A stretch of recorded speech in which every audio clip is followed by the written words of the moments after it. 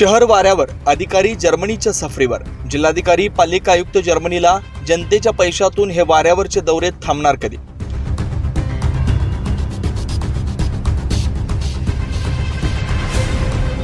गेल्या 4 दिवसापासून शहरात सोसाट्याच्या वाऱ्यासह पावसानं जोरदार हजेरी लावली आहे. त्यामुळे कुठे झाडे पडून तर कुठे लोकांच्या घरात पाणी शिरून तसेच शेतकऱ्यांचे नुकसान होत आहे. असं असताना आपत्ती व्यवस्थापनाचे सर्व नियोजन कोलमडल्यानं ढिसाळ कारभार समोर आलाय. मात्र जिल्हाधिकारी जलज शर्मा तर महापालिका आयुक्त मनीषा खत्री वैयक्तिक दौरा आणि जर्मनीच्या दौऱ्याच्या निमित्तानं सुट्टीवर गेले. त्यामुळे शहर वाऱ्यावर आणि प्रमुख अधिकारी जर्मनीच्या सफरीवर अशी चर्चा सध्या शहरभरात सुरू आहे. अवकाळी पावसामुळे नाशिक शहर ठप्प झालंय. अनेक ठिकाणी गुडघ्यापर्यंत पाणी साचलंय. 200हून अधिक झाडांची पडझड देखील झाली. सातपूरला झाड पडून 2 तरुणांना जीव गमवावा लागला. पावसाळ्यापूर्वी नालेसफाई न झाल्यामुळे शहरात ठिकठिकाणी पाणी साचल्याचं स्पष्ट झालंय.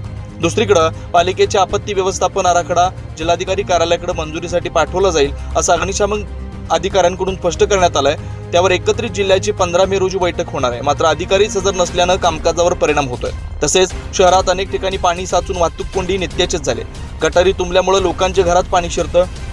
झाडे पडून जीवित वित्तहानी होते. पडलेली झाडं फांद्या हटवण्याचं काम धीम्या गतीनं.